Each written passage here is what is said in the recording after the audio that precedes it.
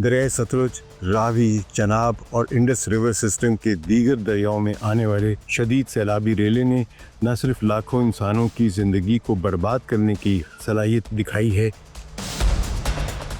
दोनों मुल्कों के दरमियान पानी को लेकर पाए जाने वाले अदम एतमाद को भी मज़ीद गहरा किया है।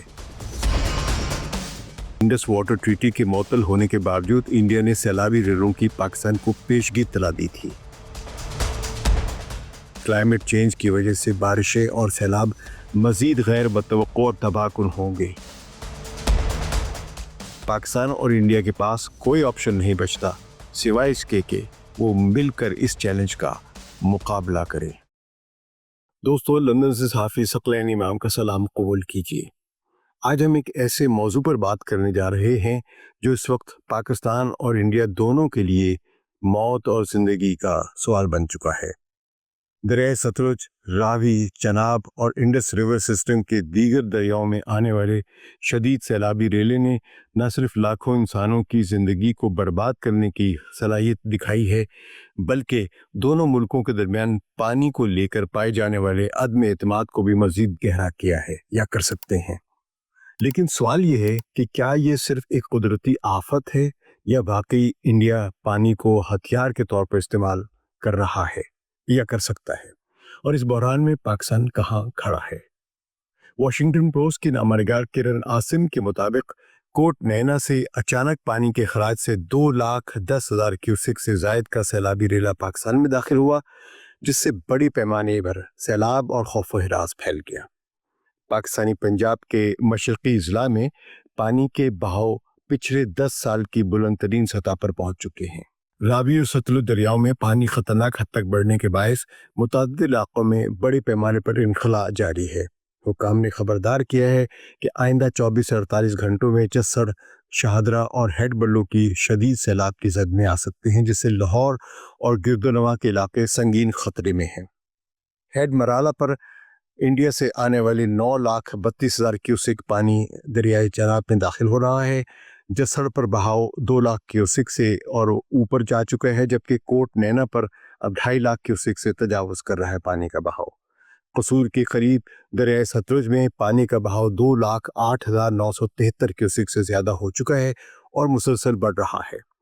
इस हंगामी मसले पर बात करने से पहले मैं आपसे क्या दरख्वास्त कर सकता हूं कि मेरे YouTube चैनल सकलैन ऑफिशियल को आप सब्सक्राइब करें, बेल को आइकॉन को दबाएं और इस वीडियो पर कमेंट में अपना फीडबैक ज़रूर दें। और अगर ये वीडियो पसंद आए तो अपने दोस्तों में शेयर ज़रूर कीजिए, इससे मेरी हौसला अफजाई भी होगी। मुझे याद पड़ता है लाहौर में बहस सहाफ़ी मैंने दरियाए रावी की तुग़यानी के कई वाक़यात रिपोर्ट किए हैं। मुझे याद पड़ता है कि ग़ालिबन 1988 में और फिर 1992 में इस तरह के सैलाबी रेले आए थे। उस वक्त उन सैलाबी रेलों से लाहौर शहर को बचाने के लिए रावी का मगरबी बंद तोड़ दिया गया था, जिसकी वजह से शाहदरा और उससे मुल्का इलाके कई फुट गहरे पानी में डूब गए थे। लाखों लोगों की जिंदगियां बदल गई थीं। बल्कि मुझे याद है 1988 के आम इंतखाबात का इनेकाद भी मशकूक हो गया था।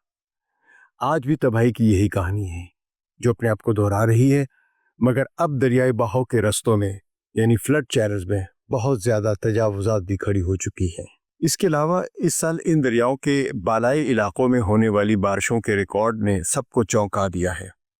इंडिया के पंजाब में बारिश का तनासुब 1272% ज़्यादा रिकॉर्ड हुआ है, यानी 12 गुना ज़्यादा। हरियाणा में 702% और हिमाचल प्रदेश में 554%। गुरदासपुर और हज़ाला जैसे अजला में तो बारिश दहाइयों के रिकॉर्ड तोड़ गई है। यानी वो पानी जो दरियाए रावी और दरियाए चनाब के रस्ते पाकिस्तान में दाखिल हुआ और मैदानों को अपनी लपेट में ले रहा है, इन शदीद बारिशों की वजह से आ रहा है। पाकिस्तान के अपने पंजाब में भी सूरत हाल मामूली नहीं है। यहाँ बारिशें मामूल से 100% ज़्यादा हुई हैं। यूँ पहले से भरे हुए दरिया मज़ीद बिफर गए, यानी पानी का ये सैलाबी रेला महज सरहद पार करने वाला नहीं, बल्कि खित्ते की सतह पर बरसने वाले तूफान है जिसने दोनों मुल्कों को जकड़ लिया है। अगरचे तुग़यानी कुदरती और क्लाइमेट तब्दीली का नतीजा है, मगर इंडिया और पाकिस्तान में रिवायती कशीदगी और हाल ही में 4 दिनों की शदीद फ़िज़ाई जंग की वजह से दोनों जानिब माहौल बहुत ही जंगजुयाना है। इसलिए इन सैलाबी रेलों को पाकिस्तान में इंडिया की जंगी स्ट्रेटजी के तौर पर देखा जा रहा है।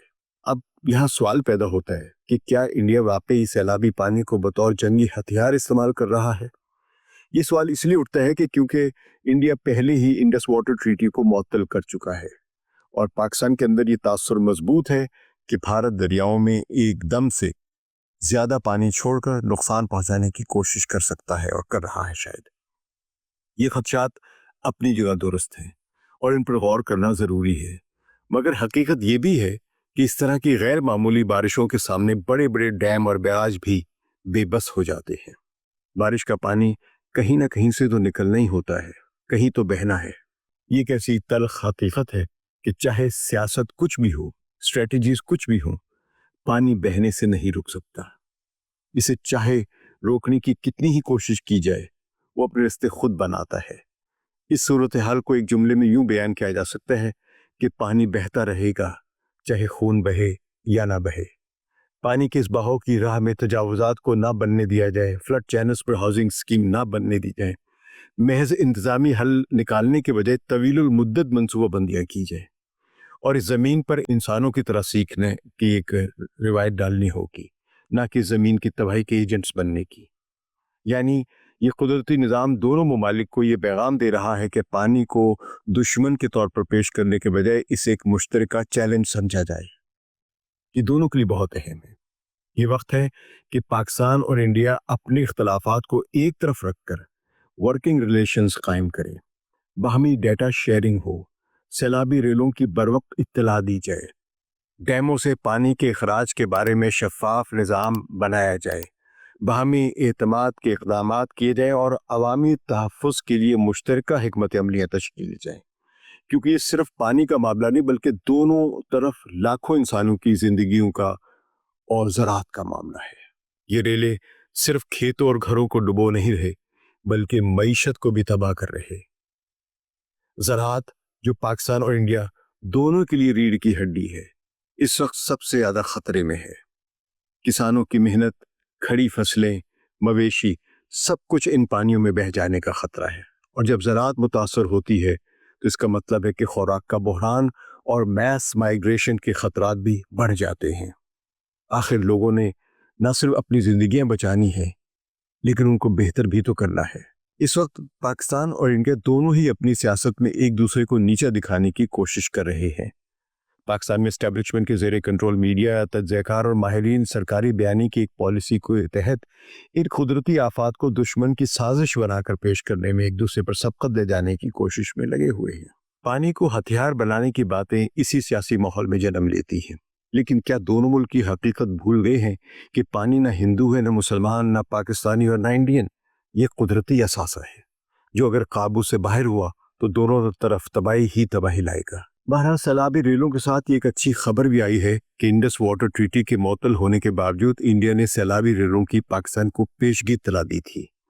حالیہ جنگ کے بعد یہ پہلا سفارتی رابطہ ہے دونوں ملکوں کے درمیان، اور اس رابطہ کاری سے انڈس واٹر ٹریٹی کی سمت کا بھی اندازہ لگایا جا سکتا ہے جو مثبت نظر آ رہی ہے۔ یہ سیلابی ریلیں ایک سبق بھی ہیں۔ یہ بتاتے ہیں کہ اگر ہم نے مل کر اس قدرتی نظام سے نہیں نمٹا تو آنے والے برسوں میں صورتحال مزید خراب ہوگی۔ ماہرین پہلے ہی خبردار کر چکے ہیں کہ موسمیاتی تبدیلی یعنی کلائمیٹ چینج کی وجہ سے بارشیں اور سیلاب مزید غیر متوقع اور تباہ کن ہوں گے۔ اس لیے پاکستان اور انڈیا کے پاس کوئی آپشن نہیں بچتا سوائے اس کے کہ وہ مل کر اس چیلنج کا مقابلہ کریں۔ سوچنے کی بات یہ ہے کہ پانی تو بہتا رہے گا، ہم چاہیں یا نہ چاہیں۔